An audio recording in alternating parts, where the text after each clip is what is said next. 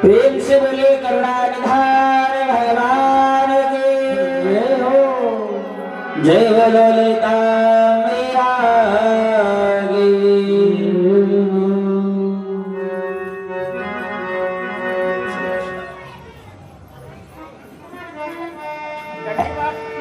ओम हरि ओम।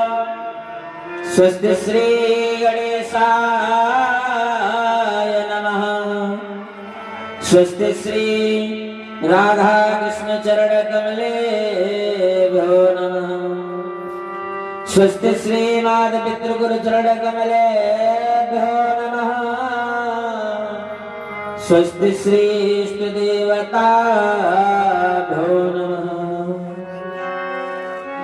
विघ्नेश्वराय वरदाय सुरप्रियाय लंबोदराय सकलाय जगद्धिताय नागाननाय श्रुतियज्ञ विभूषिताय गौरीसुताय गणनाथ नमो नमस्ते। त्रिपुंसी विभूषित करा नवनीरदाभा पीतांबरा गरुड़ बिंब फलानिधरोष्टा पूर्णेन्द्र सुंदर मुखाधर बिंब नेत्रा कृष्णात्ममुखितमहं नयामि। वसुदेव सुतं देवं कंसचाणूरमर्दनं देवकी परमानंदं कृष्णं वन्दे जगद्गुरुं। तुलकड़ी जल कोयला है और कोयला जल भरात मैं अभागा ऐसो जल कोयला भयो नाराज। तो काला सब तब खाइए और मेरे चुन चुन कहिए मास और दो नैना मत खाइए जिन्हें श्याम मिलन की आस। सभी लोग अपने यथावत स्थान पर बैठ जाएं। समस्त सम्मानित नगर निवासियों को पूर्वांचल नगर निवासियों को सूचित करते हुए अपार हर्ष हो रहा है कि आपके लखनऊ मंडल के अंतर्गत ये जो पावन पंच दिवसीय अनुष्ठान श्रीमद् भागवत महापुराण यानी साप्ताहिक कथा जिसका आयोजन पंच दिवस में किया गया है, चलते चलाते आज जिसका द्वितीय दिवस और द्वितीय दिवस की सायंकालीन मेला अपने निर्धारित समय से प्रारंभ होने जा रही है। सभी भक्तों से हमारा अनुरोध है शीघ्र अपने दैनिक कार्यों को स्थगित करते हुए कथा पांडाल में बढ़ाकर भगवान की अमृतमयी वाणी को श्रवण कर अपने जीवन को कृतार्थ में लाभान्वित करें। बोलिए श्रीमद् भागवत महापुराण के देवी दया में बेड़ाले हृदयपुरे झनकारती चली आ। देवी दया में बेड़ाले हृदयपुरे झनकारते चले आना। कुछ जो अंग रस काबिले अधर दिवा धरवारती चली आवा।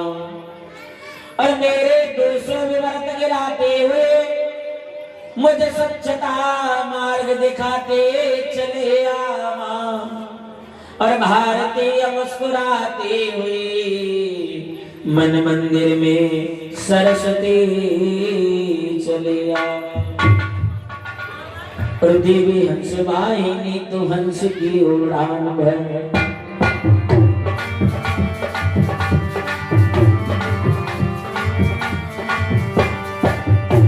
और देवी हंस वाहिनी तो हंस के उड़ान भर।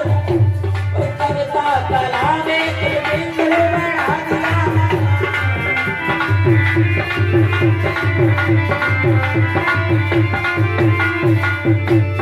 कविता कला में कल पिंगल बढ़ा दिया। और गाते गवाते हरे चरित सुहाने रस राम रस धारा ही मैं गा दिया।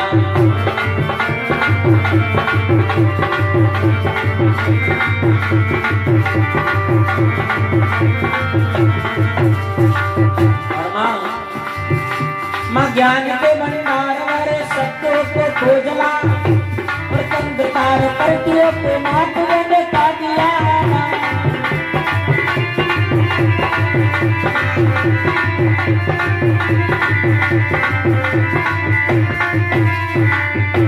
माँ कंधकार प्रतियों को मात ने का दिया और गाते गवाते हरे चरित सुहाने रस राम रस धारा ही मैं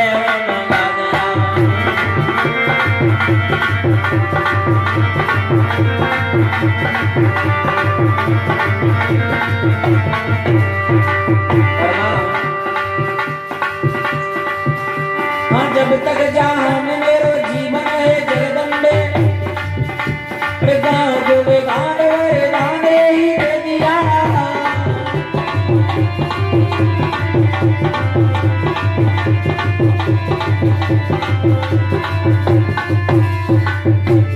गाँव जोड़े गान वरदाने ही दे दिया और गाते गवाते हरे चरित सुहाने रस राम रस धारा ही मैं गा दिया।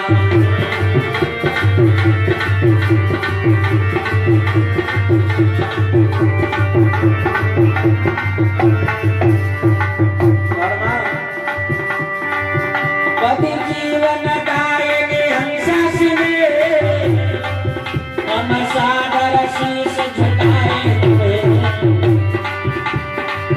कोई साधन दास के पास नहीं वरदाई कैसे रिझाए तुम्हें।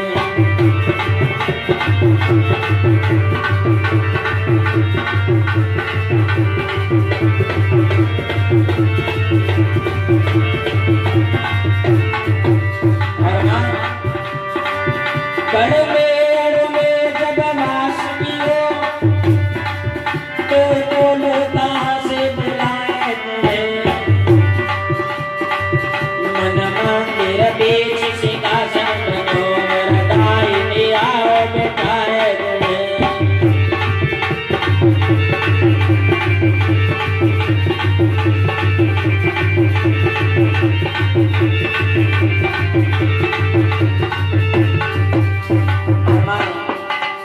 इस दास के पास कोई ऐसा साधन नहीं जिससे मैं आपकी पूजा अर्चना कर सकूं, आपकी साधना कर सकूं। इसलिए माँ कलिकाक सुनो के माला बना उपहार में आप पिनाए तुम्हें। कोई साधन दास के पास नहीं वरदाई कैसे रिझाए तुम्हें।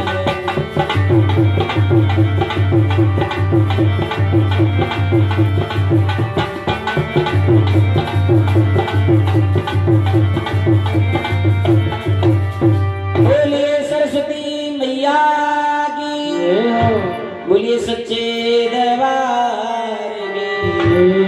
भैया जयकारे में आनंद नहीं आया, एक बार जोरदार जयकारा लगाइएगा, सभी के हाथ पीछे तक उठ जाने चाहिए।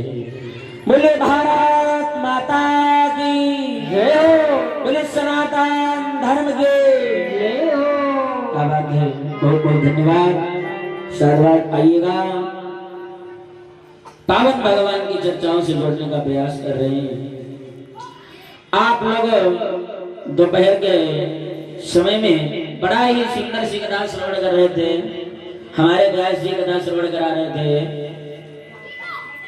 कि भैया कितना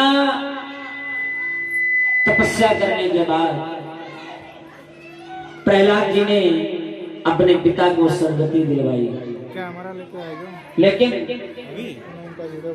एक बात बताएं, हम आप समाज में कितना भी अच्छा कार्य करें, लेकिन फिर भी समाज में सबकी पसंद एक जैसी नहीं होती। प्रहलाद जी ने जब अपने पिता को सदगति प्राप्त करवा देना, तो उसके बाद इनके जितने रिश्तेदार थे पहली बार तो भगवान ने सारी हरदोई नगरी को ही उलट दिया था, लेकिन जितने इनके खानदानी बचे ना, बोलो भगवान फोन किए रहा ना को दोष दे रहे हैं और कहते हैं ऐसा पुत्र दिया जिसने पूरा परिवार ही विनाश करवा दिया। लेकिन मित्रों, ये शिक्षा मिलती है कि प्रहलाद जी ने एक छोटी सी उम्र में भक्ति को कर दिखाया और उन्हीं के आइएगा बताने का प्रयास करूंगा। इधर नाभि कमल से जो ब्रह्मा जी का जन्म हुआ था, ब्रह्मा जी के बाद में स्वयंभू मनु आदि पुत्र उत्पन्न हुए। स्वयंभू मनु महाराज जिनके 2 पुत्र हुए, 3 पुत्री 2 पुत्र हुए। जो 2 पुत्र हुए उन दोनों पुत्रों में एक पुत्र का नाम था जो कि बड़ा वाला लड़का था, उसका नाम था प्रियव्रत और दूसरे का नाम था उत्तानपाद। आइएगा, इनका भी ऐसा ही पुत्र हुआ जिसने एक छोटी सी उम्र में आकर के भगवान की भगवत भक्ति कर अपने जीवन को धन्य कृतार्थ में बनाया। कि ध्रुव संगलानी और जप्यो हरि नाम, जप्यो हरि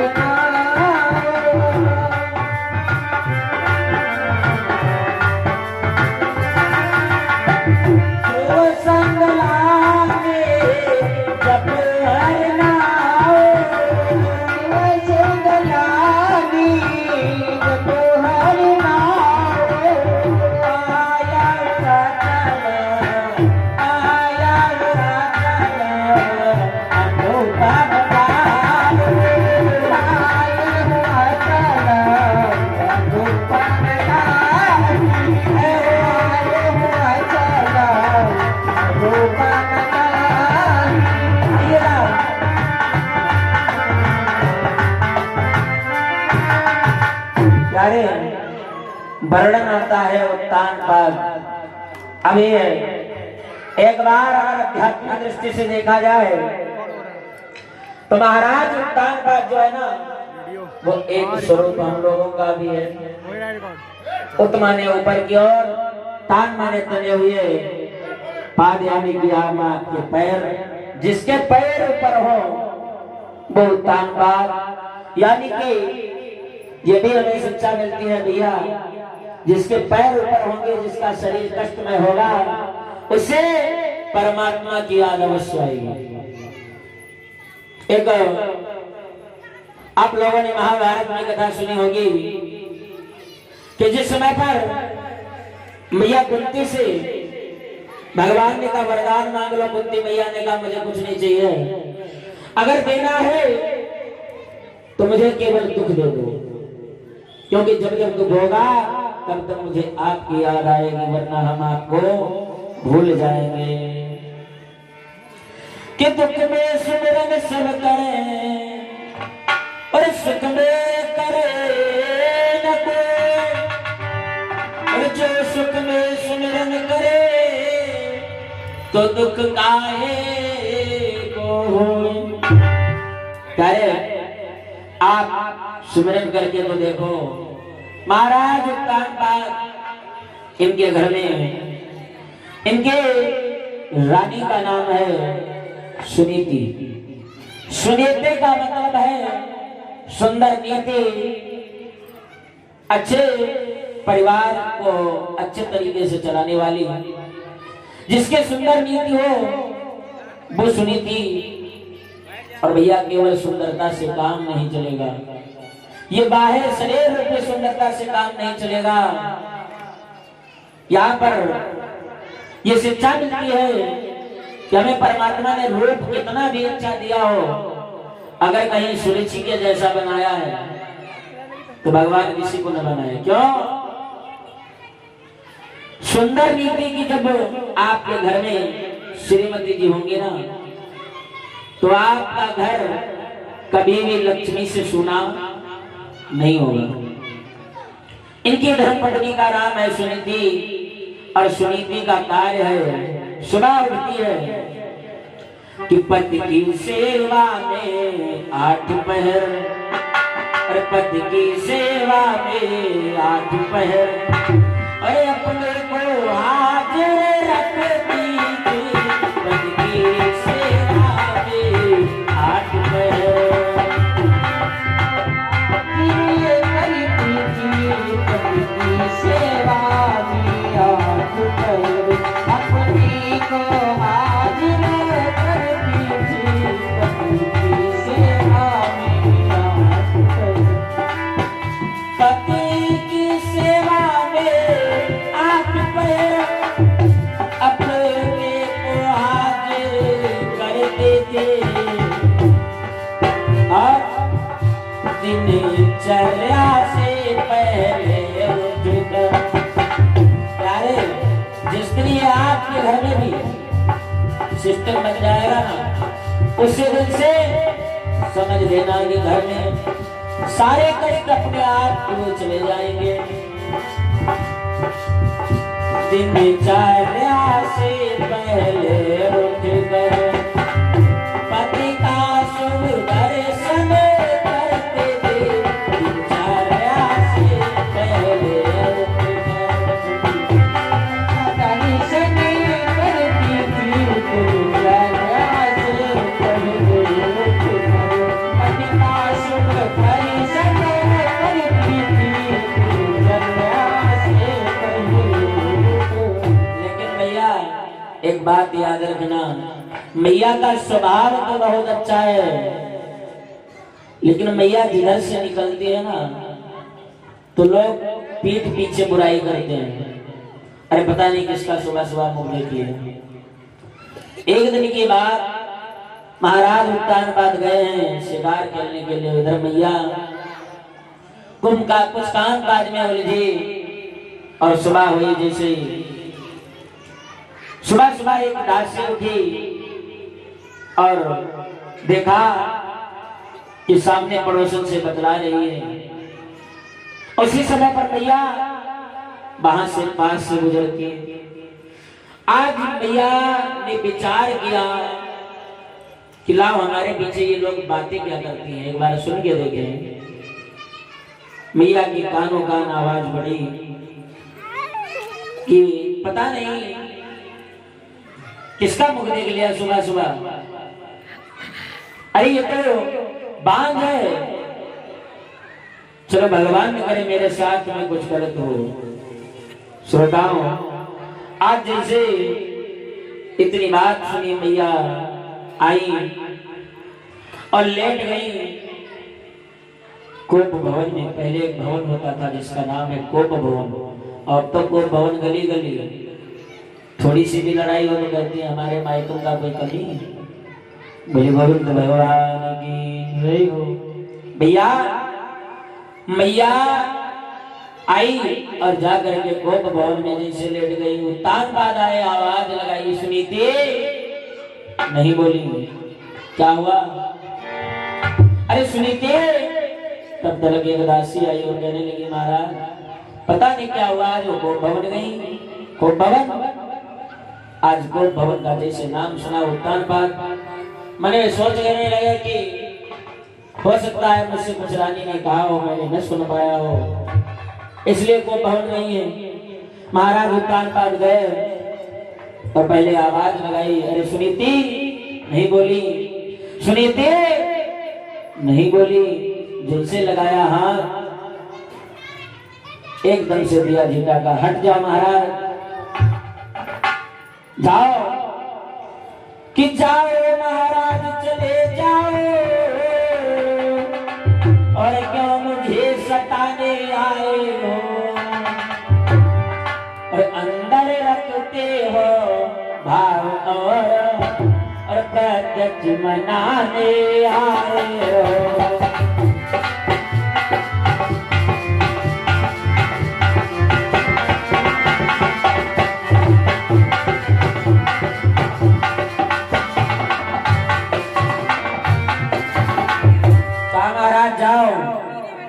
क्या हुआ? अरे कहा महाराज हमारी आपसे एक विनती है। वो क्या?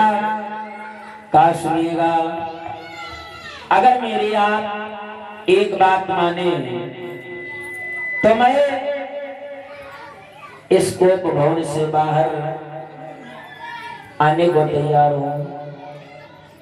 कौन सी?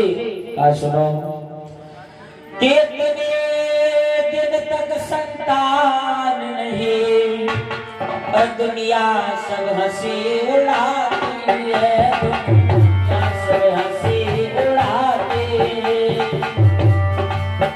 महाराज निबल कहलाते हैं और दासी बाग पाती है। महाराज निबल कहलाते हैं दासी बाग पाती है।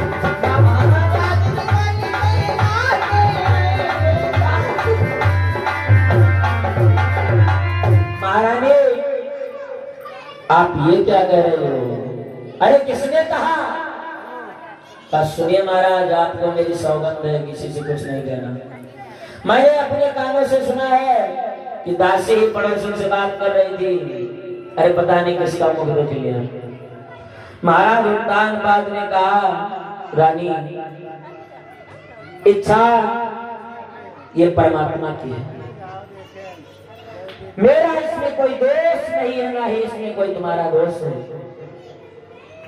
सुनीति कहने लगे, महाराज आप मेरी एक बात सुनिए। कोई बात नहीं, मेरे कोई संतान नहीं है, इसलिए मेरी एक आपसे विनती है कि कुलदेवता के राजभवन और बिल्कुल मरघट दिखलाता है, लगता है बिल्कुल मौत भवन व्याकुल कर खाए जाता है। कुल में कोई दीपक जलाने वाला नहीं और आप ऐसी बात करते हैं कि मुझ में कोई कमी नहीं। अरे सुनो, मैं आपको बताती हूँ कि इसलिए प्रार्थना है मेरी, अरे अब चुप ही रहने दीजिएगा, और यदि एक ब्याह से फल है नहीं तो ब्याह दूसरा कीजिएगा। ब्याह से फल है नहीं तो ब्याह दूसरा कीजिएगा। ब्याह से फल नहीं तो ब्याह दूसरा कीजिएगा। यदि ब्याह से फल नहीं तो ब्याह दूसरा कीजिएगा। महाराज हाथ में जोड़े और कहने लगे, अरे सुनीति क्या कह रहे हो? प्यारी प्यारी शादी करके जीवन भर ना शादी होगी।